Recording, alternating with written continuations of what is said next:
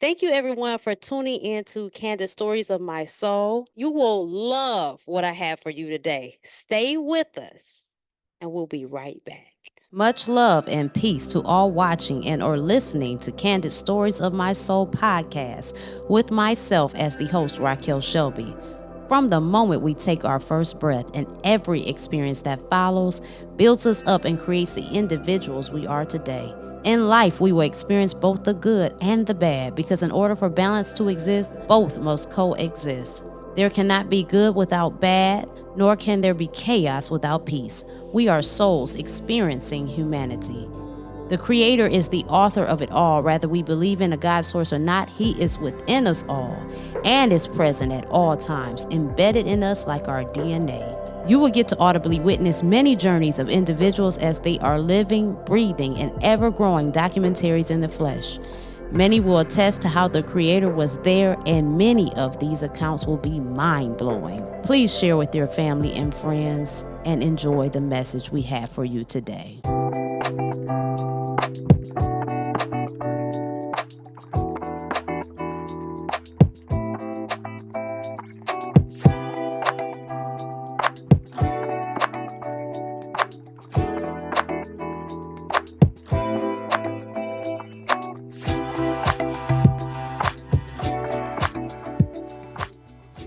Hi, Mr. Catania. How are you doing today? I'm doing very well, and thank you so much for having me here today. It's an honor and a pleasure to be your guest. I'm so grateful for you coming on the show. You have one heck of a resume. So let's talk about it. You are a clairvoyant medium, a metaphysical teacher, a coach, an ordained minister, a master certified life coach. Correct me if I'm saying this wrong. You Psy Reiki practitioner, Mm-hmm. meditation instructor. Mm-hmm. I'm sorry. You guide individuals into transformative journeys, and you are also an author of 2 books. Now, one is an autobiography entitled The Atheist and the Afterlife, and the other, You Are Still Alive. Now act like it. You know what? Why don't we get into that first, actually, today? Because Okay. those are some titles. Okay, so the autobiography, Yeah. The Atheist and the Afterlife. So tell us about that. What's that about? Okay. Fair question. So, the atheist and the afterlife. The atheist is me, and the afterlife is the story of my NDE. And I'll give you a little bit of background. My childhood was, less than perfect, shall we say. A lot of trauma, drama, and chaos going on in the home. So I was always trying to hide away and stay away from that. And if it meant hiding in a closet or under the bed or in the basement, backyard, whatever it took. But I spent a lot of time by myself.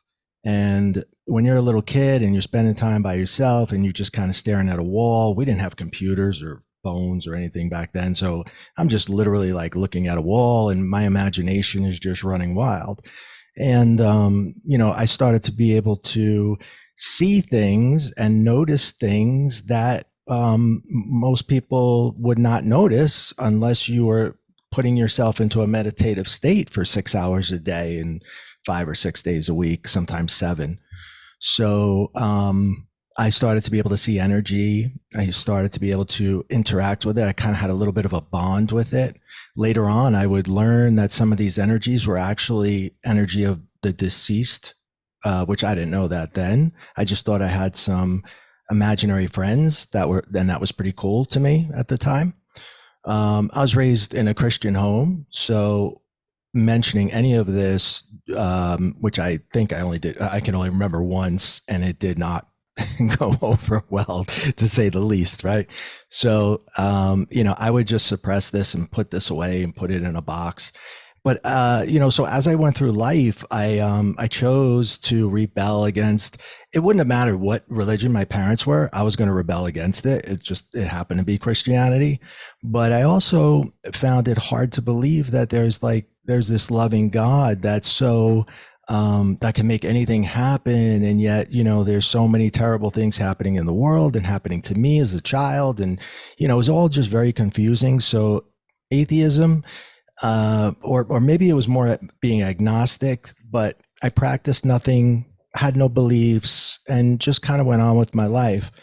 And coming from a home filled with chaos, I took that chaos with me when I went out in my teens and my 20s, right? So if things were normal, I would have to stir the pot, you know. It became like everything had to be chaotic for me to feel comfortable in a space, you know. So I would look for the probably the worst situations I could put myself in, so I could feel normal. So and I went through life putting myself in situations where I could die, either because of the people I was with or the places that I worked. It was just never a good scene because I didn't know how to navigate what was considered normal and what was peaceful. But working in a club and having a shootout, not saying, it's not trying to say I'm comfortable with that, but it has happened, right? And there's always been this being there, this energetic being that always gets me out of the situation whenever I'm faced with death. So, and in that situation, I was underneath the bar and I was hiding, and the being is telling me side door, side door, side door, and I'm like, I can't get to the side door. But I figure I've got nothing else to lose. If I go to the side door, whoever's shooting at whoever, because I don't know, I literally went under the bar to get something, and all pop, pop, pop. So I run to the side door and I get out that side door. Then I have to go down this big long corridor and go to another side door, which took me out to the parking lot.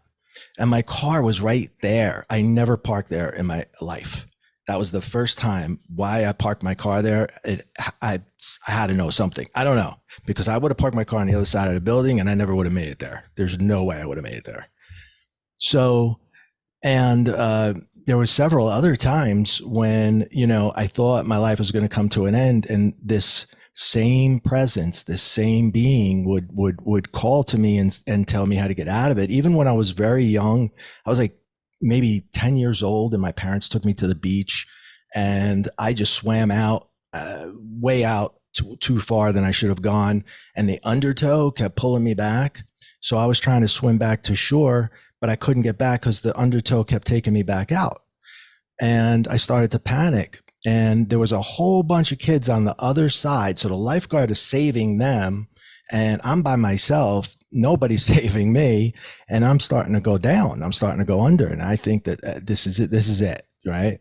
My heart starts racing. And what happens in that moment is this being comes back and says, and I don't hear this with my ears. Like, I want to be clear. I don't see or hear with my ears. It's like a transmission of energy, which is information.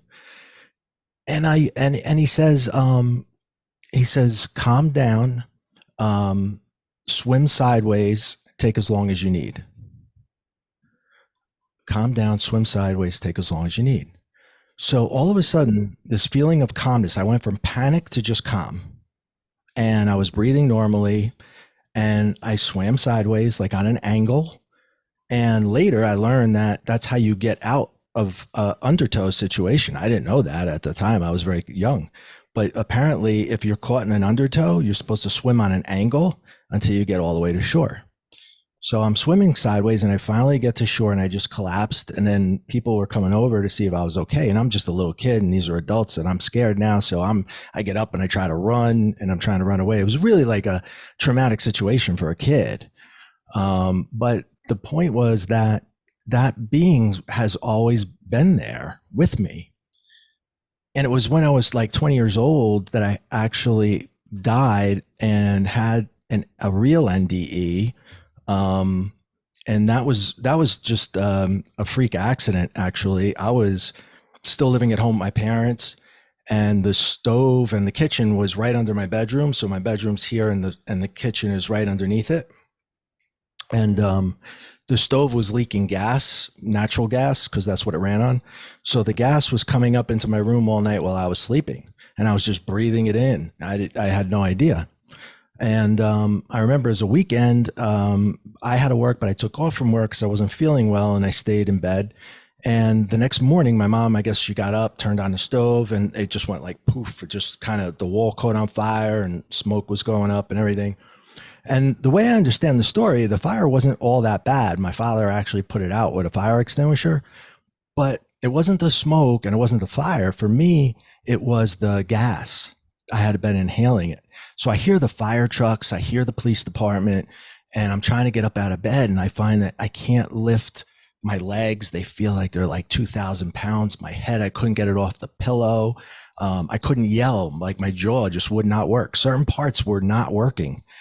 And I really, really felt weird. And I started to pull myself to the side of the bed, pull myself little by little by little. And then finally, I tumbled out face down and I hit the ground. And I knew I hit my face. But the thing was, is that I didn't feel myself. I didn't feel any pain. There was nothing. I hit it and there was no pain. And that's because I wasn't in the body anymore. I was above it. And I was in the corner of the room. And I was not scared at all. It was like just colors were more vivid. All my senses were heightened.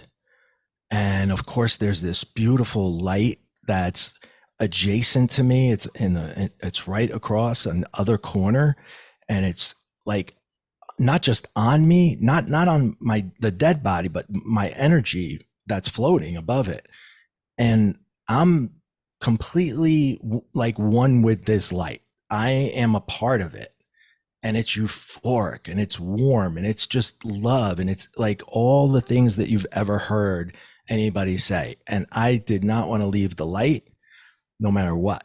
And here's my friend at the end of the light who says, it's okay to come into the light. Now, I've never seen, I don't know if this is a man, a woman, I don't know. There's no body. There's just this presence that is giving me advice again. And so I start to go into the light. And as I do, my father comes into the room and he kicks the door open. He finds me on the floor and he grabs me and he starts screaming for the paramedics. And I saw him really distraught in that moment. And I didn't have a good relationship with him, obviously. So when I saw that, it kind of like touched me, and I wanted to have that relationship with him. So I wanted to go back, and I asked, if I could. I made it about him. I said, I was like negotiating. Hey, I don't think I can leave him like that. Is it okay if I go back? And didn't get an answer, but I just woke up. And I wasn't in my room anymore. I was on the living room floor, and the paramedics have all their stuff on top of me, and they're doing their thing. And I still had the euphoria going through me because it kind of stays with you for a while. It doesn't quite leave. So I woke up and I was like laughing, and I was like, I'm fine, guys. I'm great. I'm better than fine. I've never felt this good in my life. And they're like, you are not fine. You are absolutely not fine. You have no blood pressure. You're going to the hospital. And I was like, no, did you see the light? Did you hear the voice? That was amazing. And now that, they're looking at each other like, okay, this guy's nuts. And so I just shut up, because anybody I've ever told any of these things to would immediately go right for Ray's out of his mind. It's crazy. So, again, I just clammed up, and I justified it away so I didn't have to deal with it, and I could hang on to my atheism. So the way I put it in my mind was, I fell in front of a window. It was a sunny day. That was the white light. I inhaled so much gas that I was hallucinating. I heard the voice, and I made everything up in my head, and I just went on from there. So why were you so resistant? And what made you stop finally being resistant? Why? I think life was easier that way. I didn't have to figure things out that I couldn't figure out. Like I said, the concept of a loving God was so confusing to me. didn't really resonate or make any sense. And I had to acknowledge now that, well, there's an afterlife. There's certainly something more here. But I didn't want to, because life was simpler if I didn't. So I just closed it up, put it in a box, and it was years later, like many, many years later, that I met my second wife, and the way we met was really funny because I was like, I had two children with my first wife, got divorced very, very quickly. Um, um, I was doing a lot back then. I was doing a lot of drugs, a lot of alcohol. So I checked myself into rehab when I had my kids, and I finished my college degree, got a real job because before that, before my kids, I didn't care if I lived or died. It just didn't really make any difference to me. But once I had them, it really made a difference. I had something to live for. So that they changed my world.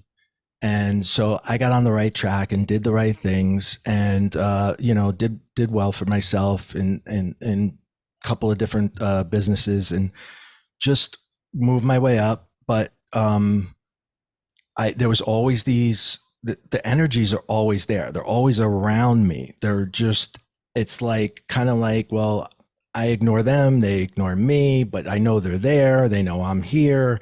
It was just kind of like neutral zones. And finally, yeah, I think I was in mid 40s or something. And I said, after I got divorced, my kids were older now. And I said, well, I should probably try to date and find somebody and settle down, So I went online because that's how we do it.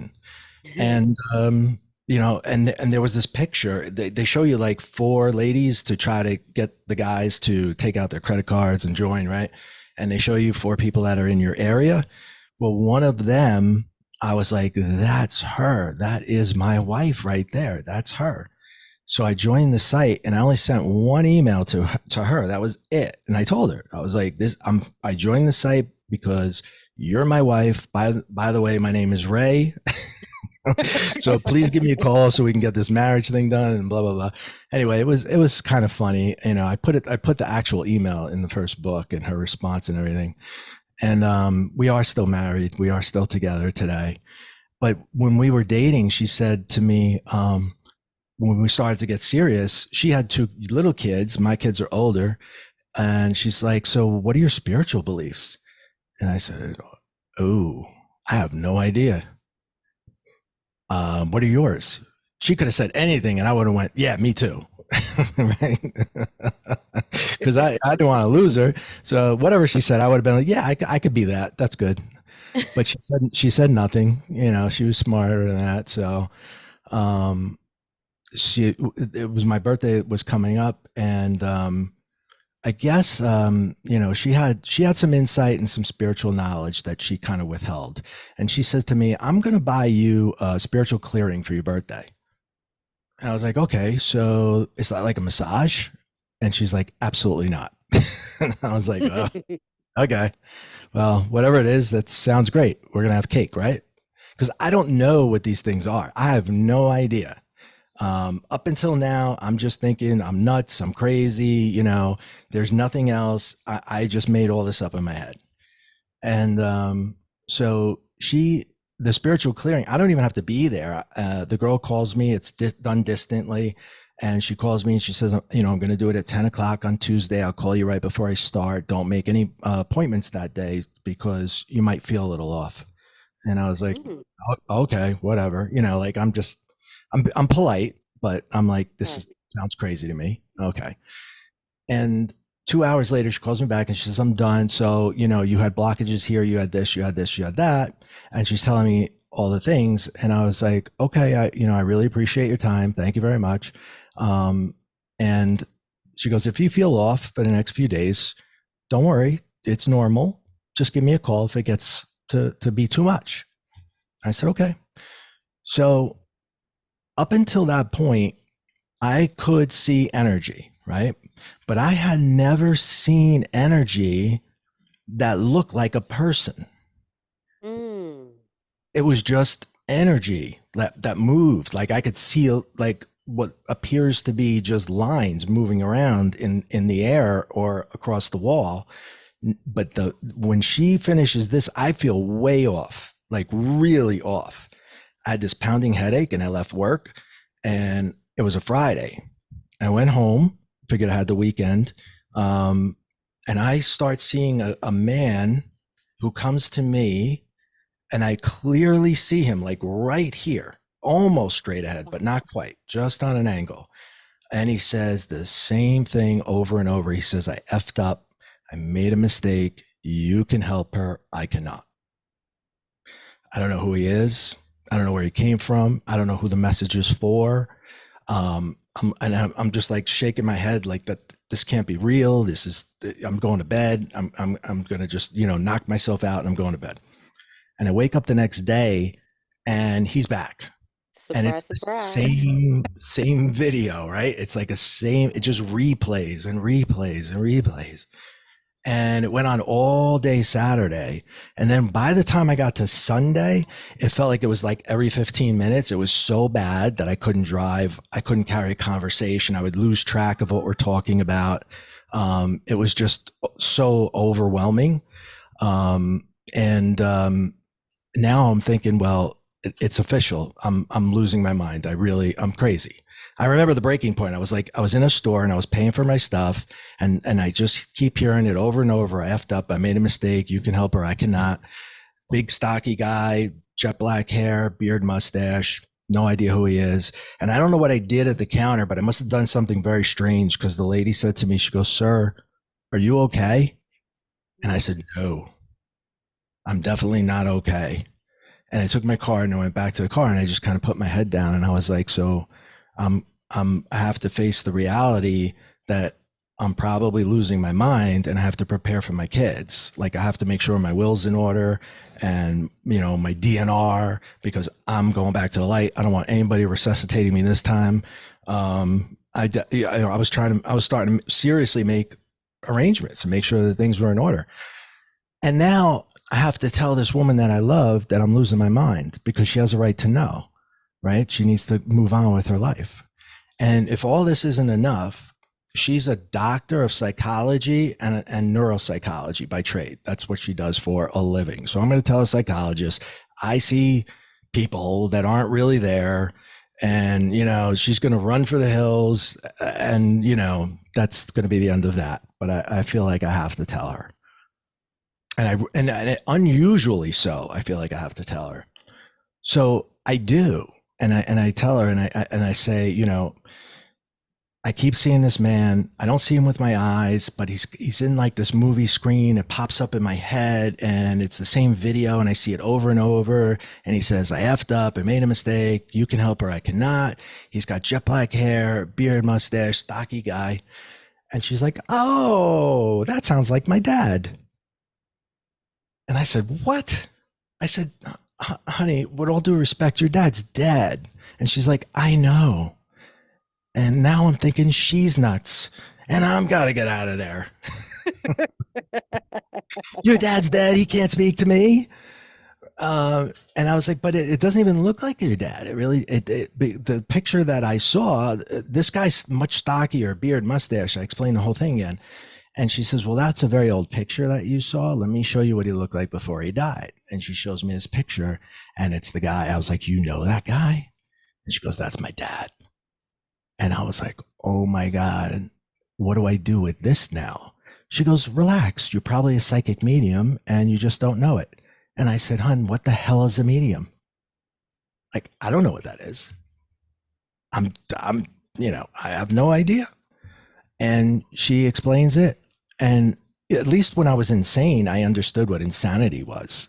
Being a medium, I have no idea what that is. I don't even know if that's good. I don't know if that's bad. Am I the devil? I don't know, So she's like, just relax. She goes, I'm going to take you to a medium. There's a medium that's coming 2 weeks from now, and she'll be in town for a week, and I'll book 2 appointments, and you can explain to her what you see, and you guys can just talk shop. And I'm like, what have I got to lose?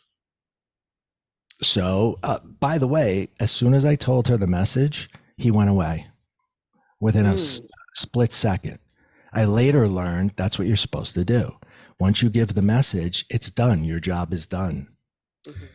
And when I met with that medium, I explained that to her too. And she said, that's all you had to do was just deliver the message. And she goes, tell me, I explained to her how I see what happens first, second, third. I get the vibrations, I see the lines, then the movie screen opens up. And she's like, that's exactly the way I see it too. That's the way we all see it. And I was like, wow. So I'm this medium thing. And she chuckles and says, yeah. And I said, now what? And she kind of blew me off at the end of the session. And I felt lost, right? I went out to the car, and then my wife went in and she came out and she's like, are you excited? Are you excited? And I said, excited for what? She goes, Bonnie's going to take you as a student. And I'm like, she didn't even want to talk to me at the end. And she's like, she doesn't take students anymore. She's going to take you. And thank God she did, because she saved my life. Like, I would call her all the time and said, this just happened. That just happened. What is this? What is that? What's happening to me? And I was just freaking out. And, that's how I had to learn, whether I liked it or not, that there is more to this world. I had to accept there was more to this world. And I had to do something with it. I didn't know what it was at that point, but I knew I had to do something. Ooh, wait, that is amazing. And I'm thinking about how, so just going back for a second, you get on this, you figure it's time to date, right? You see this woman's picture. I mean, was it just like, she's beautiful, I want her, or was it some type of Soul, feeling with it? soulmate, total Okay. soulmate, You just knew. undeniable. I knew Wow, her. that is wild. I knew That that I is knew her. wild. And And then it's like, oh, I'm sorry. Go ahead. no, I was going to say that she felt the same way from the first time that we met. As soon as I pulled up in the driveway and I got out of the car, and she was just like, she told me later on that she felt the exact same thing that I felt. It was kind of crazy Wow, because I never that felt that way. is. So it sounds like definitely some divine timing was happening here. And then you meet her, and then she kind of like opens up. It sounds like it was time for you to step into your abilities, and she was there to like bridge the gap, make the connections, connect the dots, She and then her dad. Yeah, it was all confirmation, like you guys were really meant to be. That's amazing. I That's spent the first amazing. half of my life literally trying to die, and the second half of my life trying to figure out, well, I'm here and I better do something with this, right? Because she just snatches me up and goes, you don't realize what you have, and you need to share this with the world. And I'm like, and I used to get premonitions, right? I used to give them to her. I would see, people, and I would say, so this is for so and so, but don't say it's for me. I don't want the neighbors to know. I don't want anybody to know this, right? Like I'm ashamed. I'm afraid. And she gives the message, and there would always be a little thing like that. Only I would, only he would know to tell me. Like the first guy was like, tell her, remember the silly shoes. That was at the end of the message. He told me where the money was and all this other stuff. And that's what I was supposed to tell the wife. He's dead, obviously. She's alive. So my wife has dinner with the wife, and it was just them two. And I said, give her the message, but don't say it's for me. She didn't. She said it was for me. And she comes back, and I said, what about the shoes? What about the shoes? I don't care about the other stuff. It could all be coincidence, but what about the shoes? And she's like, oh, the shoes. That was their first date. He wore the most ridiculous shoes she'd ever seen in her life. And it became a running joke throughout the entire marriage till the day he died. Wow. So, like, how does it feel to do this work and help people and stuff like that? How was that for you? So I after I spent a year with my first mentor, I met my second, and I joined a 2-year program with him, which I'm now in my 5th year of a 2-year Wow. program, because I'm not leaving him. But being a part of that program, he taught us a lot more than just mediumship. He taught us about spirituality. He taught us about everything. A great man. And at the same time, the more I learned, the more I wanted to learn. So I get I was just obsessed with learning everything. So I read every book I could possibly get my hands on, Eckhart Tolle, Deepak Chopra, everyone. And then I had this, one of the things that that energy healer told me was you need to get back to astrology. And what that meant was I had to get back to science because I always loved science as a kid. So I started studying physics, real physics. So I'm going to school for spirituality and mediumship. I'm meeting other psychics and mediums. I'm reading everything about spirituality and I'm studying physics. And then I go back to college for metaphysics. And that's what I start putting things together. Like, okay, so the law of attraction works because of this law in physics. And I put that together. And then this works because of this. And I started piecing it together. And that's the whole second book. So the second book is the story of how I come across the spiritual technique and how it works scientifically and how you can reproduce it yourself. And so I really enjoy the second book. I mean, the first book was more like cathartic to me. It was just me putting my life out there. And I know a lot of people, enjoyed it and they were they could relate to it, which was a big deal. So I felt good about that.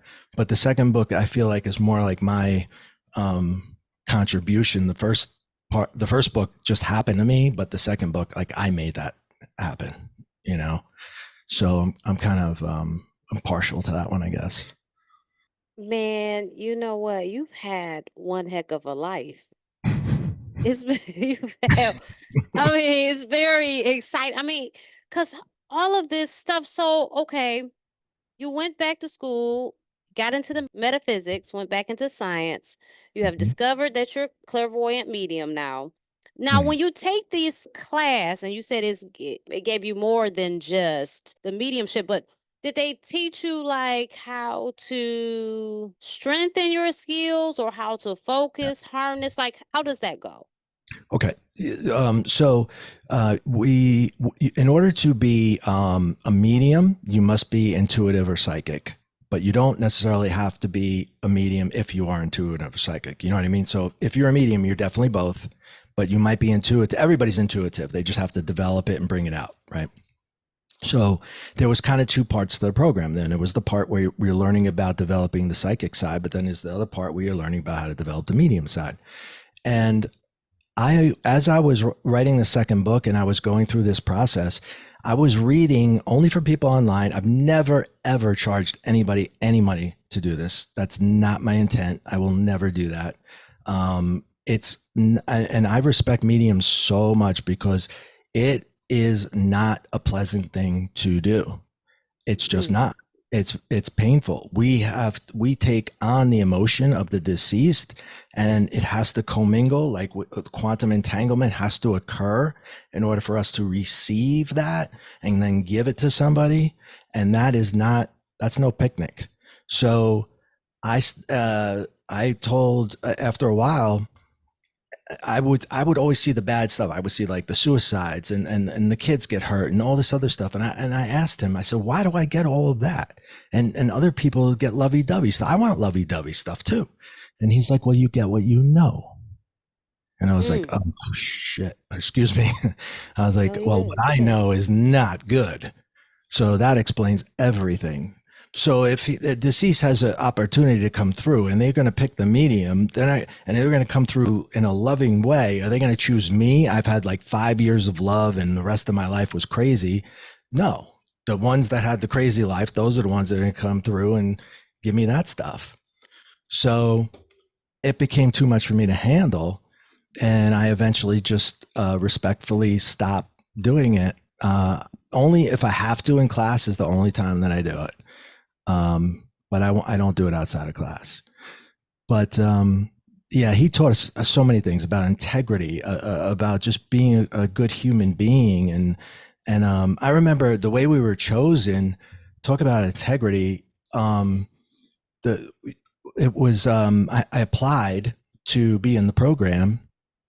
And it was really funny how I even found that out. It was my birthday, and we went away for my birthday, and my wife took out a portrait that was drawn, and it was her dad that another medium had drawn because he was a spirit artist. Yeah. And I was like, that's wild. I got to meet this guy. That's the second mentor, right? So we go to his website and it says now accepting applications for the 2-year mentorship program. Applications must be submitted by February 15th. That is my birthday. Something huge always happens on my birthday without Wow. fail. So I apply. She's like, "You're gonna apply?" I was like, "I think that's divine intervention." Now I'm talking the lingo, right? I'm like divine intervention. I'm a medium, and I'm starting to think, yeah, I get this now. So yeah, I joined, and you fill out the application, then you get another application. It's like this thick, and it's all essay questions. What do you feel? What do you not feel? What happens? What is this? What is that? So he's got to know beyond any shadow of a doubt that you're legit or you're not getting in.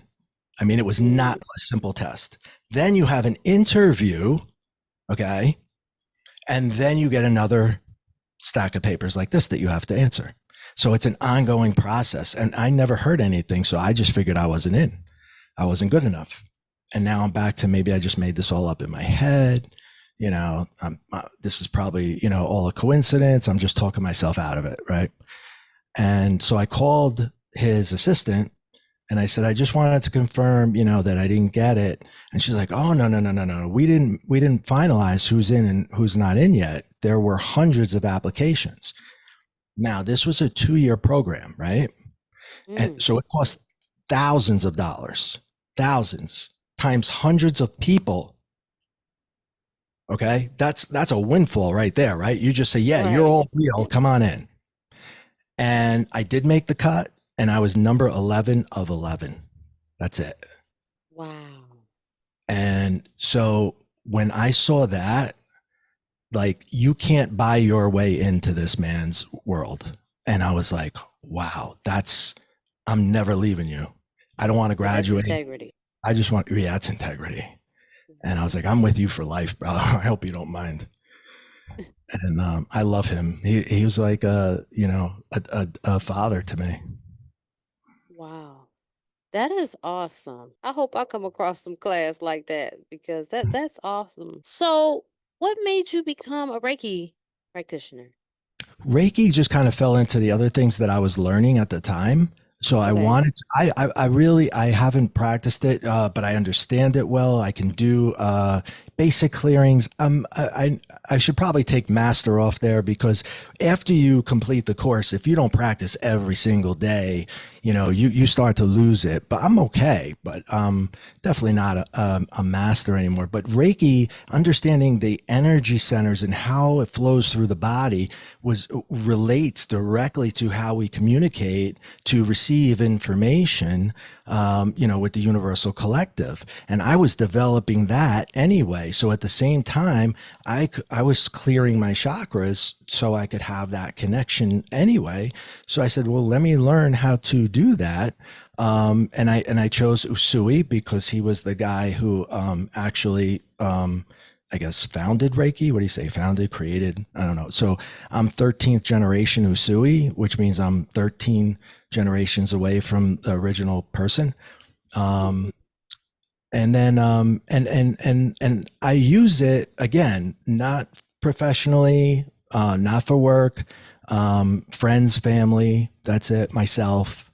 That's what I use it for. What I do is I coach people how to have a spiritual awakening, because it's you can do exactly what I did in the second book. And at the end of the second book, I have this huge awakening. I have several in my lifetime, but the one at the end of the second book is really probably the biggest one for me, because look at my life. It was 80% drama and violence and pain, right? And 20% love. And so I was the type of person that, I would get really upset, angry very quickly and react. And that's obviously not a healthy way to live. And near the end of the second book, as I was learning and writing, I had this incident and I was training myself using my own techniques that are in the book, how to lose my negative emotions. And I finally did it. I finally did it. One day I was driving and I was driving my car. It was a really expensive car because I thought that was important at the time. And now I know it's just a piece of tin, but then it was a big deal and I hit a deer. And normally my adrenaline would have surged.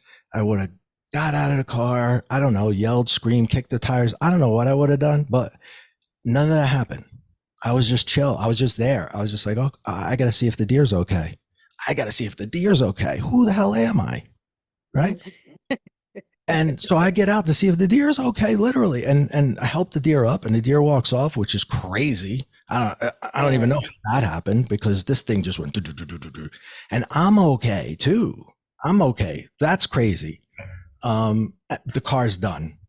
And I look at the car and I'm like, well, there's nothing I can do. Who cares? The deer's okay. I'm okay. And I pull the car over and I start to call my wife. We weren't living together yet because we weren't married yet. And I start to call her and I was like, why am I calling her? I'm going to dump my bad thing on her, which is not even really a bad thing. And she's going to get upset. That doesn't make any sense at all. I hung up the phone. And I didn't tell her anything. I drove the car to the body shop and I took an Uber home and I went to sleep. I didn't lose any sleep. I didn't care.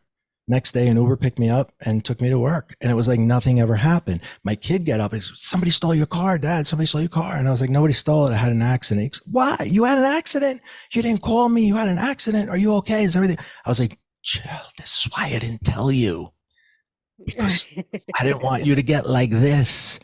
And he's like, who are you? And what have you done with my father? Yeah, They didn't I can even so relate. recognize Yeah. me. So Wow. when I had that big moment, I went back and rewrote a lot of the book so that you could like follow the steps to have that awakening for yourself. Wow. So where can the people watching access the book? Like, how can they purchase the book? Well, the book you can get at Amazon, Barnes and Noble, any store in any format in the Okay. world. The Okay.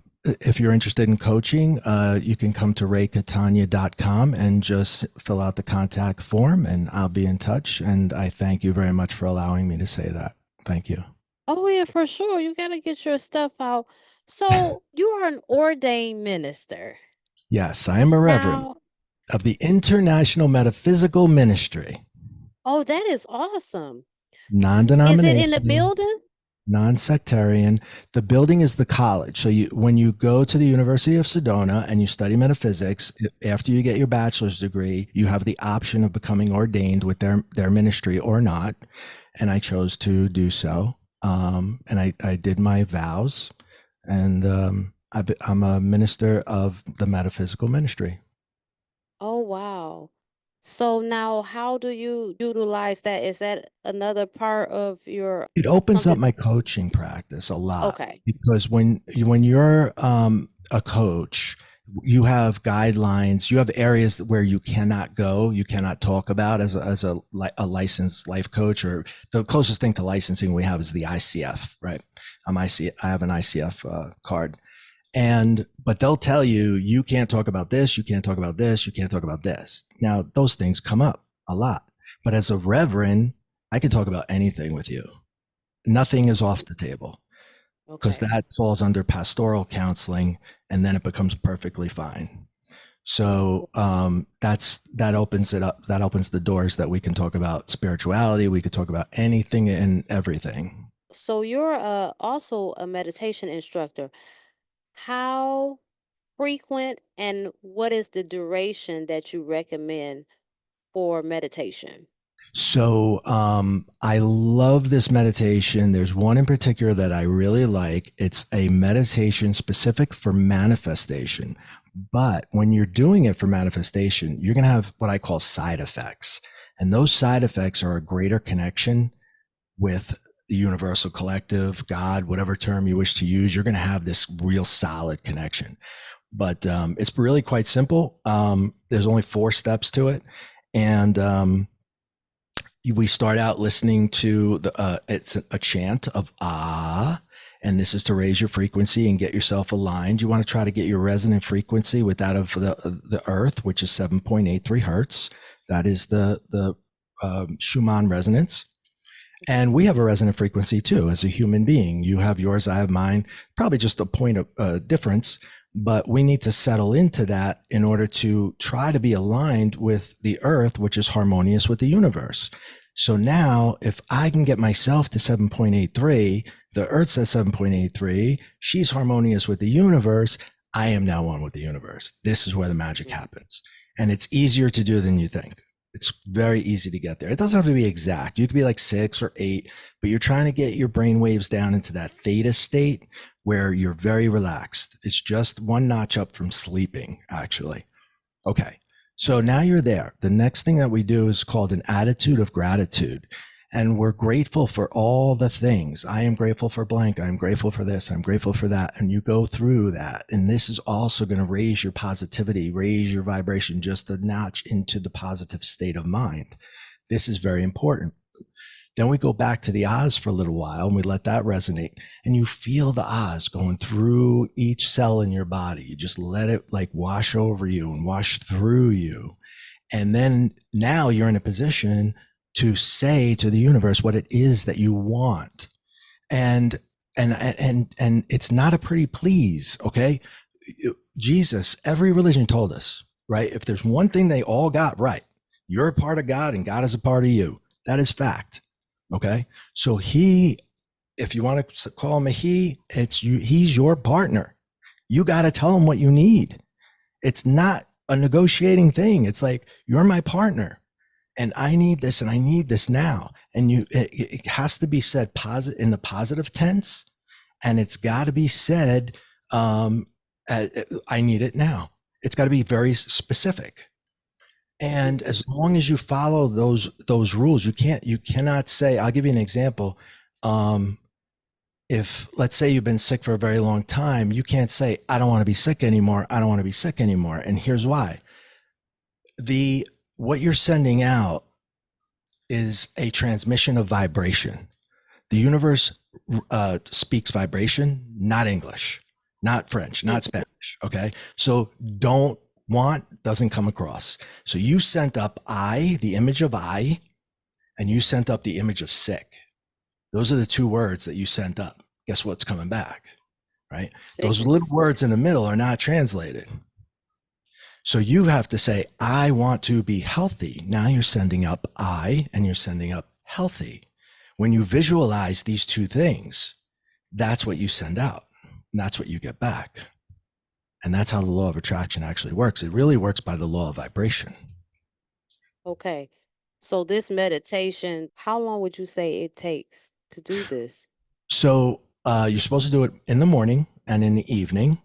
If you could do 15 minutes each time, that's great. But if you can only do 5, that's fine too. But you're going to find that once you're in that space and after you're done with the manifestation, you're going to be in such a great little space right there that you may just want to talk to the universe for a little while and see what's going on out there. I've seen some things that are just amazing and I don't ever want to come out. I got to set an alarm because it's way better than television. Let me tell you.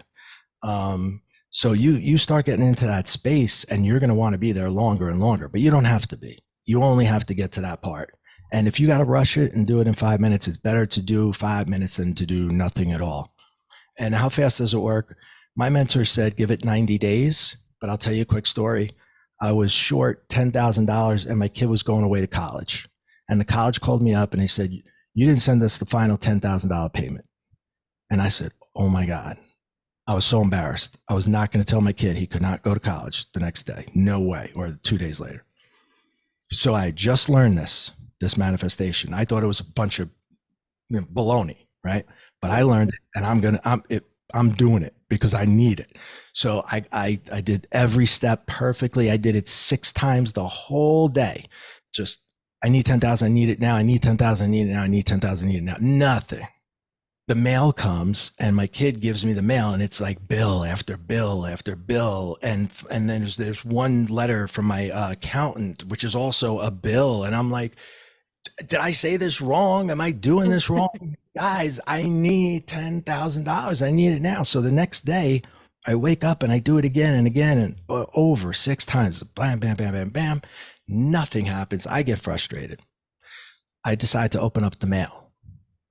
And the one that came from my accountant that I told you I did my Mhm. taxes, I took out the first letter, and it was a bill. It said, "Dear Ray, you owe us blah blah blah blah." I put that letter down. I took out the next one, and it said, "You have overpaid the federal government $8,200 and something cents." Right?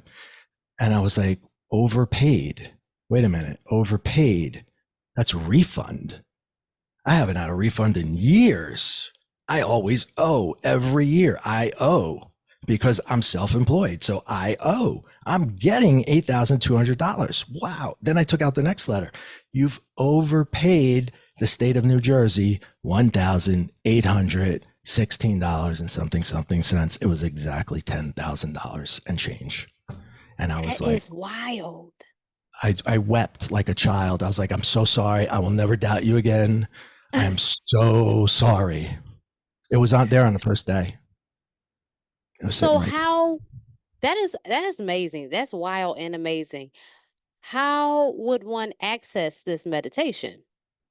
Well, it's part of my coaching program. And it's Okay. also in the book. It's chapter 13 in the second book. Okay. So you guys got to get that book. We need that meditation. Definitely So you get could that just book. replay our video over and over again.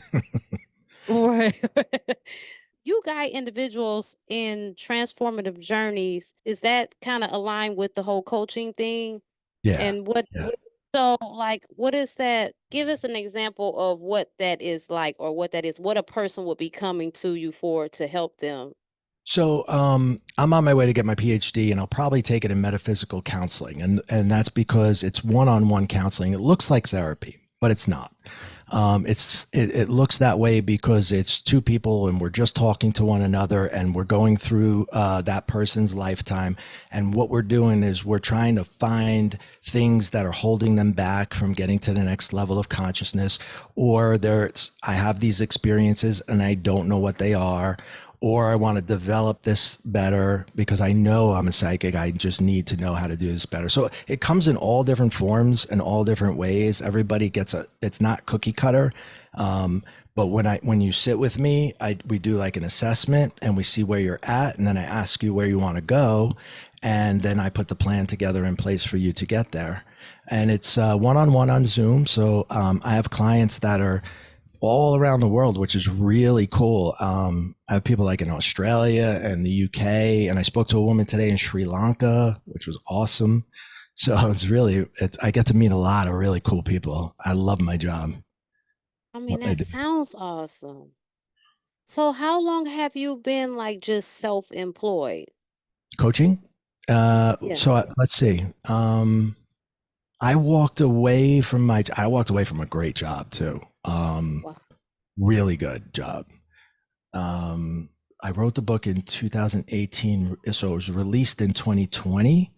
So I think I quit my job right around 2020 or so, when I released the book. That's when I just walked away, and I gave my boss like 3 months notice or whatever you need. I was like, I'll stay as long as you need to replace me.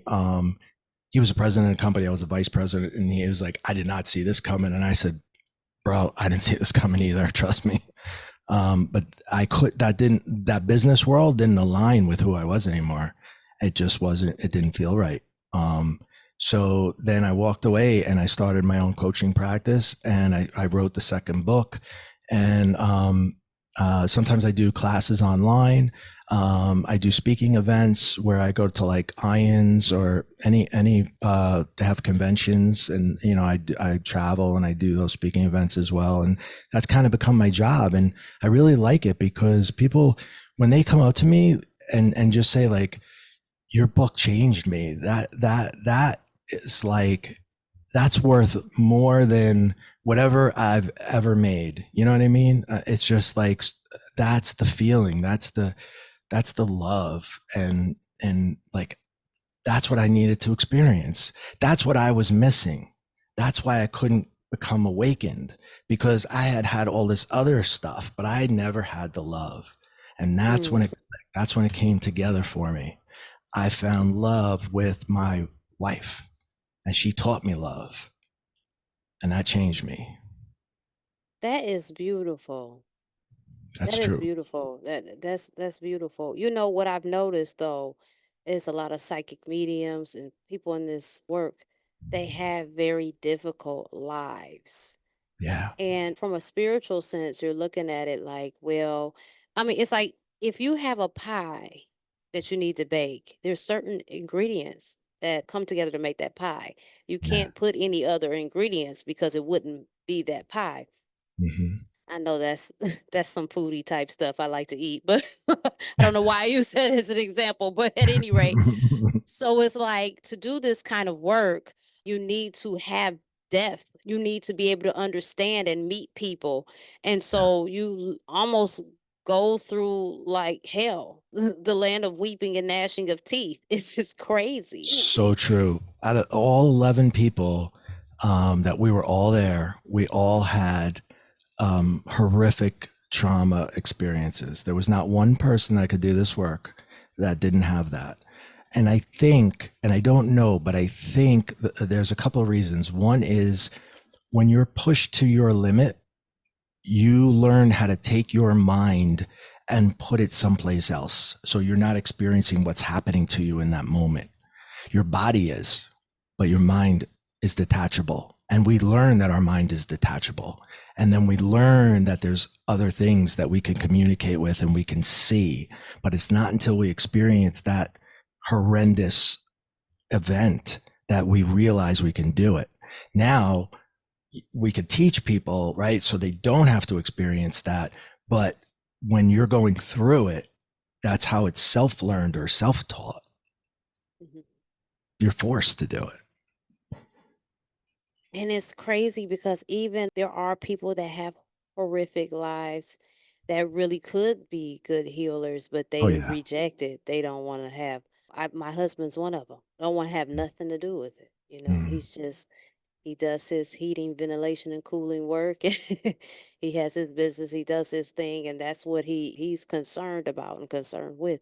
Because in his mind, and I get it right. In his mind, it's Mhm. like this my family would talk about this stuff all the time. He had a brother that was really deep into that stuff that passed.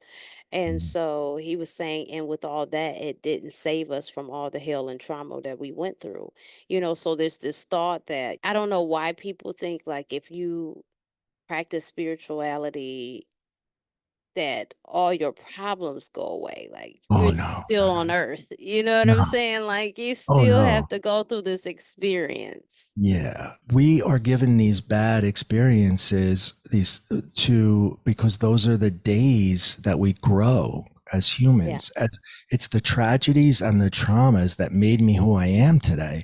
It's not the easy moments when someone gave me something. I didn't learn anything from that. But Right. going through hell, yeah, I learned a lot. I learned a lot about life and a lot about death and how much it really means and how much you have to respect it. Yeah, there I learned. I didn't learn anything when things were given to me.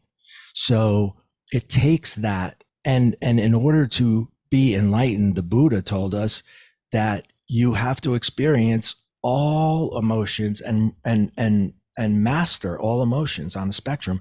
Some of those you can only get from some really bad stuff happening, right? He left the kingdom, he was a prince, and went and he went into self-induced suffering for 7 years or more, right? Walked away from his child, his wife. His dad was the king and his mother was the queen. He had everything delivered to him, and he just walked away from that to go out and suffer. No food, no clothes, no water, no shelter, no nothing. Nobody knew who he was, and he sat under a tree and starved.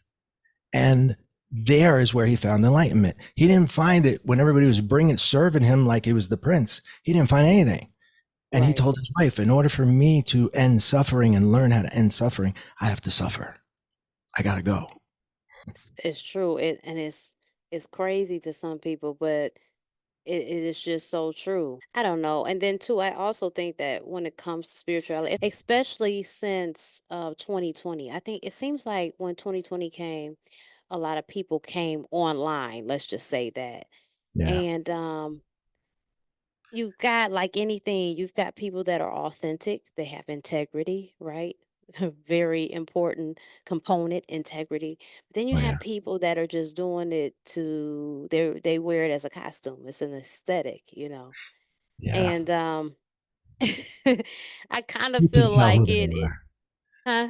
You can tell who they are right away. You Like, can, you like can. if somebody goes, if somebody goes, I'm a medium. Anybody want to be, that's not a medium. Okay. A medium goes, oh shit. Don't ask me for a reading. Please don't ask. Please don't ask. Please don't ask. Please don't ask. Yeah, I mean, that's a real medium, right? It's not, it's done because we have to, we're called to do it. It's not Yeah. pleasant. And we're like, oh, don't ask me right now. Please don't ask me right. That's the one. That's the real one. Yeah. Yeah, you're right. You're right. I mean, because it's like also too, I think there's levels to it. The imposter syndrome. Am I losing my mind? What will people think of me?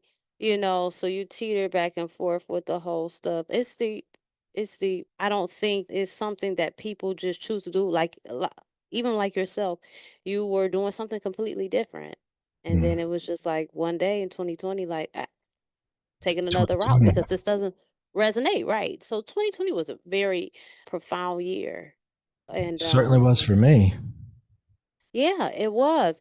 And it's like a lot of people had a hard time with COVID and they were getting caught up into all the other stuff and the distractions, but it was really a time that the world slowed down and allowed people to get quiet and to Mm. think, you know, and not be in the hustle and bustle. And it was necessary because some people, a lot of people, unless you slow them down, they're not going to slow down. And I think that our culture in the United States is kind of, I hate to use this word because it's so overused, but toxic in a way Mm. because it just promotes go, go, go, go, go, go, go, go, go, go, go. And it Yeah. makes people feel guilty for resting, right? But how can you connect? How can you connect with creator if you're always moving around? Like You you you gotta can't. be still sometimes. And I Yeah. suffer with that myself, always doing something, got some kind of stimulant, you know. 7.83 hertz. That's pretty low right there. You got to get way down there, very relaxed state to really get that connection going good. But yeah, it's we got to we I think that was a big wake up call for a lot of people, including myself. I had a lot of time to study during that time. I did a majority of my college, metaphysical college during that time, was writing the book, releasing a book. Yeah, so it was a lot of exploration for me, and spending that much time with family. And I think we relearned what was important to us. Right? It wasn't really nobody cared if we had the best clothes or the best car because you're not going anywhere anyway. We were in sweats every Right, day. We were worried about could we get toilet paper. We were right, brought back to reality. Like, how are we getting toilet paper? I don't care who makes right, my shirt. you know, I don't right. even need gas in my car, but I need toilet paper. So, what was real became real, and it woke a lot of people up, no question. And a lot of It people suffered. did. Yeah, they did. A lot of people, personally over here, I was very peaceful. My family was very peaceful. I mean, I wasn't really too worried about it. Even the people that were passing away, when people would tell it, you feel bad that people are passing away, but it's like, I mean, if it is such that we choose our exit points, then they chose to exit at this time. Not to mention that transitioning is a part of the circle of life. You know what I mean? And I always laugh and I say, if I don't wake up tomorrow, I don't have to pay them a mortgage or any more bills. So hell, I've won. I know that's like probably a bad joke for some people, but I just really don't. I don't fear death. Like Yeah. I just don't Well, feel like that's that's anything to fear. that's really important to change your relationship with death because we know one day it's going to come, right? And let me tell you, having seen it, it's beautiful. And I don't want to over romanticize it because we get Right. called out all the time. NDEers, you're like, you're making it sound too good, and don't go out there and make it happen tomorrow. That's not what I'm saying. I'm just Right. saying when the time comes, relax. It's okay. You're not really, you're just changing your physical state. That's all. You're still there. and it's pretty euphoric. So it's something to look forward to. But when you get that pressure off your plate or off yourself, you can concentrate on the things that are actually important, and you're not constantly worried about those things, right? The end of the world, the end of the life, the end of this, the end of that. That's I got to surrender to that. That's what is. I can't change what is or what's going to be. I can only change my little circle, my people, my help them to the best of my ability. And everything else I have to surrender to. Now, what do you say to those who have grown up super religious? I am one of them. I don't hold those belief systems per se, but what do you say to those that are really scared about hell? They have a fear of hell. Well, I mean, it all depends on how if they're open to the acceptance of the knowledge. A lot of people don't want to hear that there's no hell because they want people to get punished. But it's been my experience is just not that way. We kind of all go to the same place. But here's what does happen. There is a point where you see all the things that you did that were wrong. You see all the things you did that were right. And the ones that did wrong are the ones that are trying to come back through me and tell this person I'm sorry, tell this person I didn't mean it, tell this person I love them. Those are the ones that are trying to get back to say those things. And that's got to be painful. You don't need fiery depths of hell and torture. That's torture. Not being able to tell your spouse one last time I love you, not being able to tell your kid one last time I love you. That's torture enough. My thoughts when it comes to religion is I understand that it is necessary for those who need it. Do you? I also see it as a good springboard. It's a basis to a lot of people that have transitioned into this work, have evolved into Yeah. this. But I'm losing my train of thought. You getting something? You getting something from upstairs right now? So something went whew, Something coming it just through. went out. Let me see. What was I trying to Happens to me too. Oh We're yeah, going with religion. we're going with religion. Um I never ever, oh, yeah, go ahead. What were you gonna say?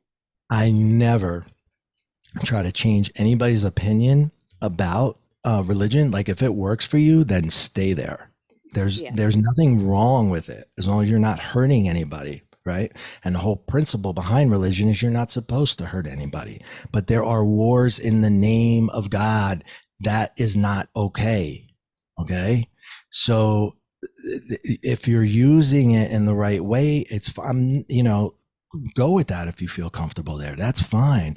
I would never try to change anybody's mind or beliefs, but we know there's wars in the name of God in this day and age, and that's just not okay. It's not okay. So what I was going to say is I know people that they treat God as if or hold him as if he's some kind of hitman. Like they'll get into it with people, "Well, God has the final say and God and he gonna get this," and it's just crazy. And I never understood also why do you want to I get yes, to one point, yes, you want people to be held accountable. You for those that hurt you and you felt powerless, you want there to be some type of justice, right? But at the same time, you know that within your belief system, right? So within that belief system, you know you will never be perfect. So why would you choose to believe in something so horrific? It's very strange. And then two, no, this is 3, I'm sorry. Why would you want to serve something just out of fear? That's the only reason you're doing it, because you don't want to go to hell. So to me, that just the Not a whole thing reason. is an oxymoron if you really Hmm. think about it. But I don't get it. But Yeah. it's okay, that's what they want to do. Yeah, but I won't make light of because there's no hell. Don't think that the people are not tormented with the mistakes that they made that cross over. It's just not exactly the way it's being described, but it's no day at the beach either. Right. But that's not a reason that you should be a good person. We are all one entity, right? That God is a little bit of all of us, right? A little bit of me, a little bit of you. It's all our consciousness or all our souls, whatever you want, however you want to phrase it. It's Right. that piece is connected to that huge entity. And that is hurt. When you hurt your fellow man, you're hurting yourself because you're part of the same entity. You've got to remember this, and you're gonna go back to that entity. You're gonna go there, and where you go from there is really going to be up to you and what you do here and now.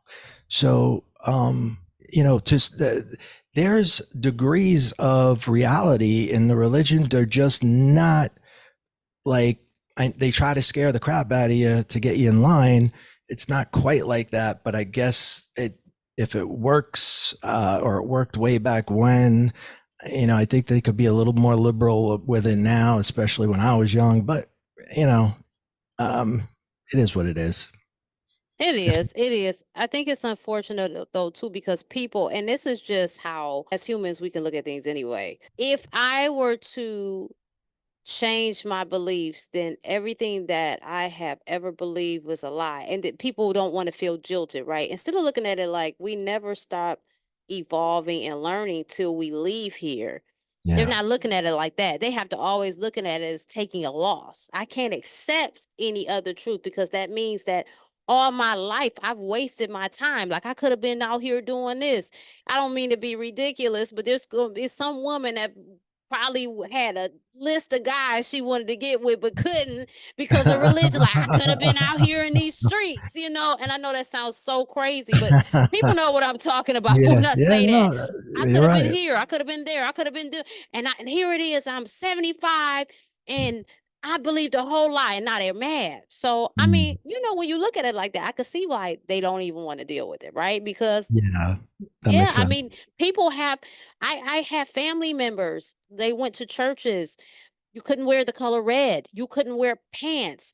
They didn't get Mm, married with rings. They got married with watches. Women weren't supposed to be hurt. It's just a lot of things that went on in these indoctrinations that was very oppressive and suppressive. And right. so when you come out of that and you're like, I never had to do that, that would be infuriating. Like, Yeah, yeah, it what sure in the would. world? Yeah, You you're know? right. I and that's I think that's kind of why I'm always very cautious about that conversation, with someone else because you all of a sudden, I think I even wrote in the book, that at the end of the book it explains how you are God, I'm God, everybody's God, right? And I wrote it at the very end of the book. It was like literally at the end of the book, so you have to read the whole other thing before, in case that bothers you, that part. But Right. I'm always hesitant about speaking about that because I get it. If you spent your whole life following a certain way, but if you followed a good path religiously, right? You probably did not hurt other people.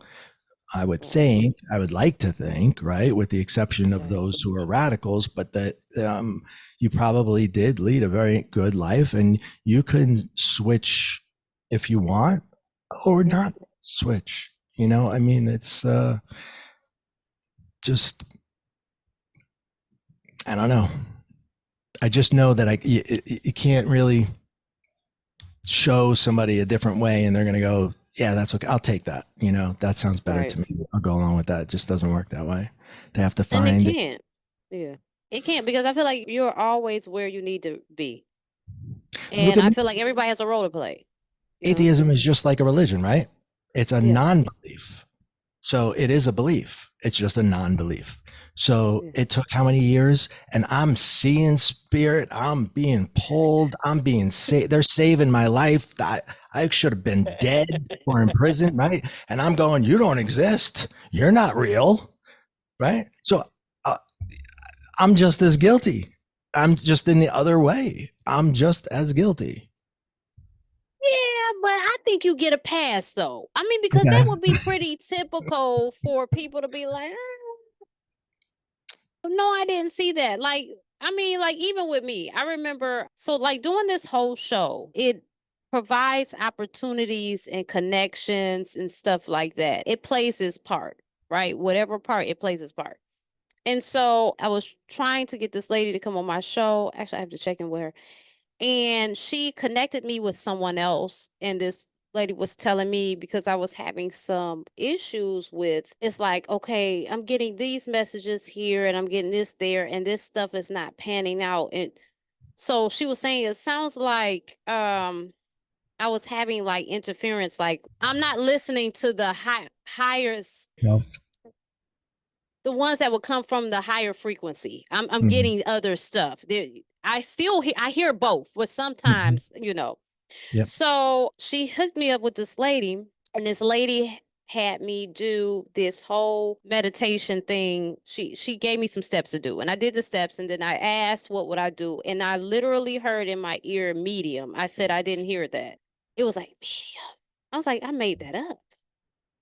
I made that up. I was like, okay, I'm gonna have to do this again because this is not working. Like, what? I don't like the This is first not answer. Can you working. give me another answer? Yeah, it's not working. So I did it again. She said I had the weekend and that we would book a session. So I did it again on Sunday. Well, this time I didn't hear anything, but when I went to sleep, oh shoot, I got it in a dream. Yes, of course, my bracelet would attach to my hair in the interview and make me look crazy, right? So I had it in my dream, and it was confirmed like 3 times. I'm in the dream like I'm like it was said one in one thing, shown me one way, it was shown another way, and I was still confused, and it was shown the third way. I was like, oh, okay, all right, I get it, I Yeah. get it, 3 times and we're like, okay, I got it. Yeah, That's like, like okay, so I that's didn't like the make that up, number. It right? seems like, yeah, that's if you show me 3 times, all right, I'm not gonna argue with you anymore. You're right. I'm wrong. Right. Right. And since then there's been other stuff. I'm not using it to where you are yet. When I was a kid, I think it was more profound then. It's coming back now. So like how you said there was like some blocks, Yes. Yes. sometimes I think that could be going on, or shadow work or whatever, but I know for a fact that I am clairaudient, clairvoyant, and clairsentient. That's all I was saying. I would love to go to them classes to just really hone in on it. Yeah. You know what I'm saying? Yeah. After we'll talk about that. I'll email you the information. Okay. Yeah. Yeah, because that would be dope. That would be dope. Well, listen, I don't want to hold you too much longer. We have had this has been an amazing interview. You are amazing. Okay. Everything you came through with was awesome.